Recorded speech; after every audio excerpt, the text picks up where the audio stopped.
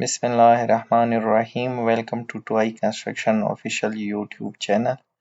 आज की इस वीडियो में हम बात करेंगे जियो टेक्निकल इन्वेस्टिगेशन रिपोर्ट के हवाले से। इसके रिलेटेड हमारी कौन कौन सी डॉक्यूमेंट्स है जिसमें हमें गाइडेंस मिलती है, स्टैंडर्ड की रिक्वायरमेंट्स मिलती हैं और ये बताया जाता है कि हमारे लिए जियो टेक्निकल इन्वेस्टिगेशन रिपोर्ट कहाँ कहाँ के लिए ज़रूरी है, जियो टेक्निकल इन्वेस्टिगेशन होती क्या है और इनकी रिपोर्ट्स के अंदर कौन कौन सी चीज़ें इंक्लूड है।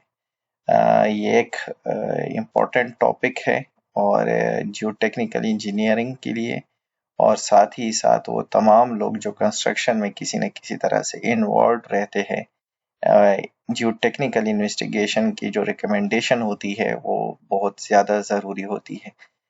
सिविल रिलेटेड एक्टिविटी को अगर देखा जाए तो वहाँ पे भी जियो टेक्निकल इन्वेस्टिगेशन रिपोर्ट से हमें बहुत सारे रिक्वायरमेंट और रिकमेंडेशन मिलती है जिसके ऊपर हमारे स्ट्रक्चर के लोड्स डिपेंड करते हैं। एक्सपोजर ऑफ कंक्रीट डिफाइन होता है और क्वांटिटी ऑफ सीमेंट या टाइप ऑफ सीमेंट जो है वो भी हमें पता चल जाती है। इस वीडियो में हम आगे जब बात करेंगे तो आपको पता चलेगा कि हमारे लिए जियो टेक्निकल इन्वेस्टिगेशन रिपोर्ट क्यों इतनी अहम है और इसमें हम किन चीज़ों को एक्सप्लोर करते हैं। तो बढ़ते हैं आगे। हमारे पास जिन चीज़ों के बारे में बात करेंगे या जो चीज़ें हम इस वीडियो में डिस्कस करने वाले हैं, एक तो रेफरेंसेस हैं जो कि सऊदी अरामको में यूज़ हो रहे हैं। कौन कौन से डॉक्यूमेंट्स हैं जो हमें गाइड करते हैं कि हम जियो टेक्निकल इन्वेस्टिगेशन रिपोर्ट को कैसी कैरी ऑन करेंगे, तो वो रेफरेंसेस। जियो टेक्निकल इन्वेस्टिगेशन रिपोर्ट क्यों ज़रूरी है, इसकी क्या रिक्वायरमेंट है, कहाँ कहाँ पे हमें जियो टेक्निकल इन्वेस्टिगेशन की ज़रूरत होती है, इसके बारे में बात करेंगे। जियो टेक्निकल इन्वेस्टिगेशन असल में होती क्या है, इसके बारे में हम इसी वीडियो में बात करेंगे। जियो टेक्निकल इन्वेस्टिगेशन रिपोर्ट्स के अंदर हमारे पास कौन सा डेटा इंक्लूड होता है मिनिमम, तो वो कौन कौन सी चीज़ें हैं वो भी हम हाईलाइट करेंगे। और जो जियो टेक्निकल इन्वेस्टिगेशन रिपोर्ट्स है इसकी टाइप्स कितनी होती है, किस किस बेस के ऊपर हमें जियो टेक्निकल इन्वेस्टिगेशन रिपोर्ट्स की रिक्वायरमेंट है, तो उसकी भी समरी हम यहाँ पे डिस्कस करने वाले हैं। और सबसे इम्पोर्टेंट उन लोगों के लिए जो जियो टेक्निकल के साथ जो कॉन्ट्रैक्टर है उनके साथ काम कर रहे हैं, तो उनके फाइनल रिपोर्ट में हमारे पास क्या क्या कंटेंट्स होना चाहिए। तो इन सब टॉपिक्स को आज की वीडियो में हम वन बाय वन डिस्कस करने वाले हैं। सबसे पहले हम रेफरेंसेस को देखें और ये एक इम्पोर्टेंट डॉक्यूमेंट है। नॉर्मली सिविल रिलेटेड जितनी भी लोग हैं उनको इस डॉक्यूमेंट का पता है कि साइज A113 जो कि ऑन शोर जियो टेक्निकल इंजीनियरिंग रिक्वायरमेंट्स को डिस्कस कर रहा होता है, इसकी क्या रिक्वायरमेंट है। और ये हमारा एक बेसिक डॉक्यूमेंट है जिसके थ्रू हम अपने इंजीनियरिंग स्टैंडर्ड्स को रीड कर रहे होते हैं। इसी तरह हमारे पास एक इम्पोर्टेंट प्रोसीजर है, जियो टेक्निकल इंजीनियरिंग प्रोसीजर। ऑन शोर जितने भी हमारे जियो टेक्निकल इन्वेस्टिगेशन होगी वो इस प्रोसीजर के मुताबिक होगी, तो वो है साइप 61। दो और डॉक्यूमेंट है, एक है साइज Q014, ये है ऑफ शोर जियो टेक्निकल इन्वेस्टिगेशन एंड एनालिसिस के लिए। पहले वाले हमारे पास थे ऑन शोर जियो टेक्निकल इन्वेस्टिगेशन के लिए। ये स्टैंडर्ड जो साइज Q014 है ये ऑफ शोर जियो टेक्निकल इन्वेस्टिगेशन के लिए है, तो आप इसको स्टडी कर सकते हैं। और एक important document scope of work के लिए कि हम जियो टेक्निकल इन्वेस्टिगेशन रिपोर्ट का जो स्कोप ऑफ वर्क है वो कैसे बनाएंगे, कौन से गाइडलाइंस हैं, तो वो Saudi Aramco best practice Q015 में डिटेल में डिस्कस किए गए हैं। आप लोग इन चारों डॉक्यूमेंट्स को बेटर अंडरस्टैंडिंग के लिए पढ़ सकते हैं। जियो टेक्निकल इन्वेस्टिगेशन रिपोर्ट क्यों ज़रूरी है और कहाँ कहाँ पे इसकी रिक्वायरमेंट है, तो ये देखें, ये साइज A113 से उठाया गया डिफिनेशन है। यहाँ पे आप देख सकते हैं कि geotechnical investigation reports are essential for all new onshore nearshore structures. क्योंकि हम ऑन शोर या नियर शोर स्ट्रक्चर के बारे में अब बात करें इन स्टैंडर्ड्स के अंदर, तो इसलिए यहाँ पे सिर्फ ऑन शोर और नियर शोर स्ट्रक्चर को इंक्लूड किया गया है, जिसमें बिल्डिंग्स होते हैं, टैंक्स है, रोड है, टनल्स है, पाइपलाइन के प्रोजेक्ट है, प्रोसेस फैसिलिटीज है प्लांट्स वगैरह के अंदर, पंप स्टेशन है, एयरपोर्ट्स है और बाकी जितने भी रिलेटेड स्ट्रक्चर होंगे उन सब के लिए हमें जियो टेक्निकल इन्वेस्टिगेशन की ज़रूरत होती है। एंड सिग्निफिकेंट अर्थवर्क, अगर हमने ज़मीन के ऊपर कोई काम करना है, कोई इम्प्रूवमेंट करनी है, वहाँ पे कोई डेवलपमेंट है, तो उसके लिए भी हमें जियो टेक्निकल इन्वेस्टिगेशन की ज़रूरत होती है। कुछ स्ट्रक्चर जो पहले मौजूद है, एग्जिस्टिंग है, अगर उसमें कोई हम अपग्रेड्स कर रहे हैं या उसमें लोड्स एप्लीकेशन जो है चेंज हो रही हैं, तो वहाँ पे भी जियो टेक्निकल इन्वेस्टिगेशन रिपोर्ट की रिक्वायरमेंट है। तो एक क्वेश्चन अक्सर इंटरव्यू में भी पूछा जाता है कि जियो टेक्निकल रिपोर्ट की क्यों ज़रूरत है या कहाँ-कहाँ के लिए ज़रूरी है। तो इस स्लाइड्स के अंदर वो सारे पॉइंट्स डिस्कस किए गए हैं कि हमें जियो टेक्निकल इन्वेस्टिगेशन रिपोर्ट की ज़रूरत किन-किन जगहों के लिए पड़ती है। जियो टेक्निकल इन्वेस्टिगेशन होती क्या है? तो जियो technical investigation explore the sub surface conditions for the determination of the physical and chemical characteristic of underlying soil, यानी जियोटेक्निकल इन्वेस्टिगेशन एक्सप्लोर करता है सब सरफेस कंडीशंस को और फिजिकल और केमिकल कैरेक्टरिस्टिक जो हमारा सॉइल है या स्ट्रेटा है उसकी इवेलुएट करता है और evaluate performance and soil rocks in their natural strata. इसकी परफॉर्मेंस वीक है, लूज है, स्ट्रॉन्ग है, कैपेबल है लोड लेने के लिए या हमें वहाँ पे कुछ इम्प्रूवमेंट की ज़रूरत है, तो ये भी हम इवोलुएट करते हैं जियो टेक्निकल इन्वेस्टिगेशन के दौरान। और लोड जो इसके ऊपर इम्पोज हो रहे होंगे ड्यूरिंग कंस्ट्रक्शन के टाइम पे, उन सब को हम जियो टेक्निकल इन्वेस्टिगेशन रिपोर्ट में वन बाई वन एक्सप्लोर करते हैं, डिटरमाइन करते हैं और इवोलुएट करते हैं कि हमारी स्ट्रक्चर जो कि बनने वाले हैं उसके लिए हमारा जो स्ट्रेटा है वो सुटेबल है या नहीं है। और इसके साथ साथ वो तमाम चीज़ें, वो तमाम रिकमेंडेशन, वो तमाम पॉइंट्स को भी हाईलाइट करता है जो हमें स्ट्रक्चर डिजाइनिंग के लिए, स्ट्रक्चर स्टेबिलिटी के लिए रिक्वायर्ड होती है। जियोटेक्निकल रिपोर्ट के अंदर मिनिमम कौन कौन सी चीज़ें हैं जिनको क्लियरली मेंशन करना ज़रूरी है। तो सबसे पहले तो evidence of internal peer review of the report by, अच्छा, एक जियोटेक्निकल इन्वेस्टिगेशन रिपोर्ट के लिए एक चेकलिस्ट सीएसडी यानी कंसल्टेंट सर्विसेज डिपार्टमेंट की तरफ से आती है। वो चेकलिस्ट को आपने थॉरली चेक कर देना है। Shall be provided with report, आपकी रिपोर्ट के साथ ही आएगा। तो उसमें जितनी भी चीज़ें डिस्कस की गई है वो वन बाई वन आपने पार्ट बना देना है अपनी जियोटेक्निकल रिपोर्ट का। Executive summary providing clear recommendation of soil properties, allowable bearing capacity, design groundwater table, concrete exposure and cement type soil improvement requirements। ये पूरी समरी हमारे पास जियोटेक्निकल इन्वेस्टिगेशन रिपोर्ट का हिस्सा होती है, जिसमें हम अलाउएबल बेयरिंग कैपेसिटी के बारे में, सॉइल की प्रॉपर्टी के बारे में, वाटर टेबल के बारे में, कंक्रीट एक्सपोजर जो कि एक इम्पोर्टेंट पैरामीटर्स है उसके बारे में, सॉइल टाइप्स के बारे में और उसके लिए क्या इम्प्रूवमेंट की टेक्निक्स रिक्वायर्ड है, वो सारी चीज़ें आपकी जियो टेक्निकल इन्वेस्टिगेशन रिपोर्ट का पार्ट होती हैं। आगे जो हमारा दूसरा लेक्चर है उसमें हम इन सारी चीज़ों को एक एक्चुअल जियो टेक्निकल इन्वेस्टिगेशन रिपोर्ट से पढ़ के आपको दिखाएंगे। confirmation that the performed geotechnical investigation was in line। तो जो हमारा approved geotechnical investigation scope of work है, जिसके बारे में अभी हमने बात की कि जो सऊदी अरब को बेस्ट प्रैक्टिस हमें गाइड कर रहा होता है स्कोप ऑफ वर्क के लिए, तो वो हमारे जो जियोटेक्निकल इन्वेस्टिगेशन रिपोर्ट के रिपोर्ट्स है वो इसके साथ अलाइन कर रही या नहीं कर रही। स्कोप ऑफ वर्क में कोई चीज़ है जो कि हमने उसको हाईलाइट नहीं किया है तो वो भी पार्ट होना चाहिए। A summary of finding from a preliminary geotechnical reports। हमारे पास geotechnical investigation report के कुछ टाइप्स है जो कि बाद में हम डिस्कस करेंगे। अगर उसमें कुछ चीज़ें मालूम हुई है तो वो भी हम अपने फाइनल जो जियोटेक्निकल इन्वेस्टिगेशन रिपोर्ट हम सबमिट करेंगे उसका पार्ट होना चाहिए। सॉइल पैरामीटर्स फॉर डिज़ाइन, इसकी समरी होनी चाहिए। एक टेबल होगा जिसमें plan showing all field test, जहां जहां पे टेस्ट हुए हैं वो दिखाए गए होंगे। ऑल लेबोरेटरी टेस्ट की समरी होगी। सॉइल की प्रॉपर्टी, फैक्टर ऑफ सेफ्टी और बाकी रिलेटेड कैलकुलेशन जो इंजीनियरिंग के लिए रिक्वायर्ड होती हैं वो भी जियो टेक्निकल इन्वेस्टिगेशन रिपोर्ट में हाईलाइट होगी। बोरिंग लॉग्स जो हमने किए हैं सॉइल की प्रॉपर्टी इवोलुएट करने के लिए, उनके रिपोर्ट्स परमिट जो आरामको ने प्रोवाइड किया हुआ होगा उसके मुताबिक होने चाहिए। पीसीपीटी प्लॉट्स भी जो है वो भी इसी जो टेक्निकल इन्वेस्टिगेशन रिपोर्ट का पार्ट होंगे और ये मस्ट सबमिट होने हैं। यूनिट्स जो यूज हो रहे होंगे थ्रू आउट जियो टेक्निकल इन्वेस्टिगेशन रिपोर्ट के वो एसआई यूनिट्स होंगे।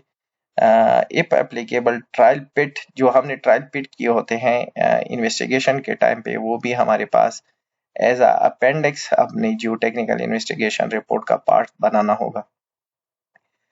Summary of table of field test, lab test के बारे में ऊपर बात हुई, तो फील्ड में जितनी भी टेस्ट हो चुके होंगे उसके लिए जो हमारे पास सर्वे के पॉइंट्स होंगे वो सारे पॉइंट्स के मुताबिक हमने उन बोर होल्स का या टेस्ट सैंपल का रिकॉर्ड भी अपनी जियो टेक्निकल इन्वेस्टिगेशन रिपोर्ट का बनाना पड़ेगा। The bore hole log shall include the identification of drilling, ये जब हम बाद में बात करेंगे तो वो सारी डिटेल आपको समझ आ जाएगी कि ये किन चीज़ों के बारे में बात कर रहा है। Confirmation of performing as built survey of all field test location, तो ये जितनी भी जहाँ पे भी टेस्ट होंगे एज बिल्ट यानी जहाँ जहाँ से हमने सैंपल कलेक्ट किए हैं तो वो भी हम अपने लोकेशन के साथ अपने जियो टेक्निकल रिपोर्ट का पार्ट बनाएंगे कि हमने जो इन्वेस्टिगेशन की थी वो इस पर्टिकुलर एरिया के लिए थी, क्योंकि बाज़ जगहों पे ज़रूरत पड़ती है या कुछ चीज़ों की रिलोकेशंस होती है तो वहाँ पे ये चीज़ें एक क्रूशल रोल अदा करती है, तो इनका होना निहायत ही ज़रूरी है। जियो टेक्निकल इन्वेस्टिगेशन रिपोर्ट्स की अगर हम बात करेंगे इसकी टाइप्स कितनी हैं, तो हमारे पास 4 टाइप्स की जियो टेक्निकल इन्वेस्टिगेशन रिपोर्ट्स होती हैं। सबसे पहले रिकैनियंस, इसको हम डिटेल में नेक्स्ट अपकमिंग वीडियो में एक्सप्लेन करेंगे। दूसरा टाइप हमारे पास प्रिलिमिनरी जियो टेक्निकल इन्वेस्टिगेशंस होती हैं। थर्ड नंबर पे डिटेल जियो टेक्निकल इन्वेस्टिगेशन होती हैं और फोर्थ नंबर पे मॉनिटरिंग और वेरिफिकेशन इन्वेस्टिगेशंस होती है। ये आपको प्रोजेक्ट के डिफरेंट फेजेस के ऊपर जो है ये चारों की रिक्वायरमेंट पड़ती है और आपके लिए जो यानी जो as a contractor construction contractor हम काम करते हैं तो हमारे लिए जो रिकमेंडेशंस होती है वो डिटेल जियो टेक्निकल इन्वेस्टिगेशन रिपोर्ट से लिए जाती है और उसके मुताबिक हमारे कंक्रीट में type of cement, exposure type of rebars, coated या अनकोटेड, इसके मुताबिक हम अपना बनाते हैं। अपेंडिक्स ए रिक्वायर्ड जियो टेक्निकल सर्विसेज, यानी जो जियो टेक्निकल कॉन्ट्रैक्टर होगा उसके रिपोर्ट में कौन कौन सी चीज़ें और कौन कौन सी रिकमेंडेशन जो है वो होनी चाहिए।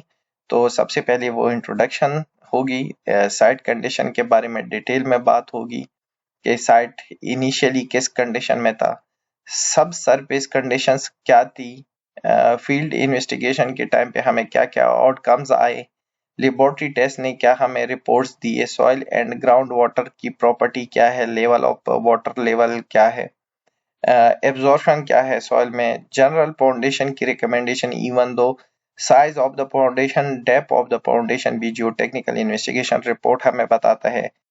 शैलो फाउंडेशन की recommendation according with size Q005 and size Q007 जो कि हमारे पास फाउंडेशन के हवाले से है वो क्या होगी। डीप फाउंडेशन की रिकमेंडेशन अगर ज़रूरत है तो ये भी जियो टेक्निकल इन्वेस्टिगेशन रिपोर्ट आपको बताता है कि हमें शैलो फाउंडेशन बनानी है या डीप फाउंडेशन बनानी है और उसके लिए क्या रिक्वायरमेंट है या क्या रिकमेंडेशन है वो भी जियो टेक्निकल इन्वेस्टिगेशन रिपोर्ट में बताई जाती है। Earth pressure and retaining wall की ज़रूरत है किसी जगह पे, अगर आप एक्सकेवेशन कर रहे हैं या अंडरग्राउंड कोई फैसिलिटी बना रहे हैं वहां पे सॉइल जो है लूज है और वो प्रेशर एग्जर्ट करती है आपके अंडरग्राउंड स्ट्रक्चर के ऊपर, तो वहाँ पे रिटेनिंग वॉल्स की डिज़ाइन के लिए जो रिक्वायरमेंट्स होगी वो भी जियो टेक्निकल इन्वेस्टिगेशन रिपोर्ट का पार्ट होगी। पाइपलाइन अगर है तो वहाँ पे जो कंक्रीट एंकर्स बनाने हुए वो भी रिकमेंड करेगा। सीज्मिक एनालिसिस जो कि एक इम्पॉर्टेंट पैरामीटर है डिज़ाइन के हवाले से, ये रिकमेंडेशन अर्थ वर्क की सारी रिकमेंडेशन जो हमारी डिफरेंट स्टैंडर्ड्स के अंदर डिस्कस की गई है वो भी इसी का पार्ट होगी। Excavation consideration, type of soil, हमारे पास एक्सकेवेशन के लिए शोरिंग की रिक्वायरमेंट, बेंचिंग, स्लोपिंग, ये भी जियो टेक्निकल इन्वेस्टिगेशन रिपोर्ट में डिस्कस की जाती है। अगर रॉक है किसी एरिया में तो वहां पे हमारे पास एक्सकेवेशन के लिए क्या मशीनरी यूज होनी है, डाइक एंड एम्बैंकमेंट की क्या रिक्वायरमेंट होगी, payment and slab on grid है तो उसके लिए क्या क्या रिकमेंडेशन है, वो भी जियो टेक्निकल इन्वेस्टिगेशन रिपोर्ट से हमें पता चलती है। अदर रिकमेंडेशन, फाउंडेशन की प्रोटेक्शन के लिए जो कोटिंग वगैरह हम अप्लाई करते हैं या वाटर प्रूफिंग करते हैं कुछ जगहों के ऊपर, वो भी जियो टेक्निकल इन्वेस्टिगेशन रिपोर्ट का पार्ट्स होती है।